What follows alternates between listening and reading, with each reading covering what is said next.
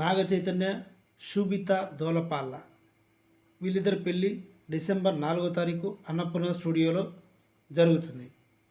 ఇది చాలామందికి తెలుసు. ఇక్కడ అద్భుతమైన ట్విస్ట్ ఏంటంటే శోభిత ధూళిపాల మళ్ళీ సినిమాలు చేస్తుంది, మళ్ళీ వెబ్ సిరీస్లు చేస్తుంది. కానీ ఎలాంటి వెబ్ సిరీస్లు చేయబోతుంది, ఎలాంటి సినిమాల్లో ఎలాంటి కంటెంట్ యాక్సెప్ట్ చేస్తుంది, దీని గురించి నాగ చైతన్య, శోభిత, నాగార్జున గారు వీళ్ళ ముగ్గురికి ఇంట్లోనే డిస్కషన్ అయ్యింది.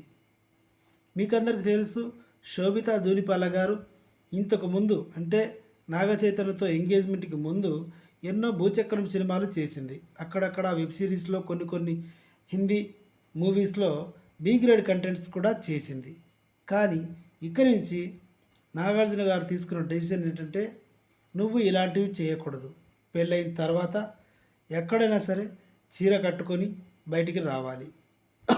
ఇంట్లో ఎలా ఉన్నా, ఏ అకేషన్ ఉన్నా, ఏ సినిమా ఫంక్షన్ ఉన్నా, ఏ ఫెస్టివల్కి సంబంధించి అక్కినేని ఫ్యామిలీలో ఏం జరిగినా కూడా శారీ కట్టుకొని ట్రెడిషనల్గా ఉండాలి.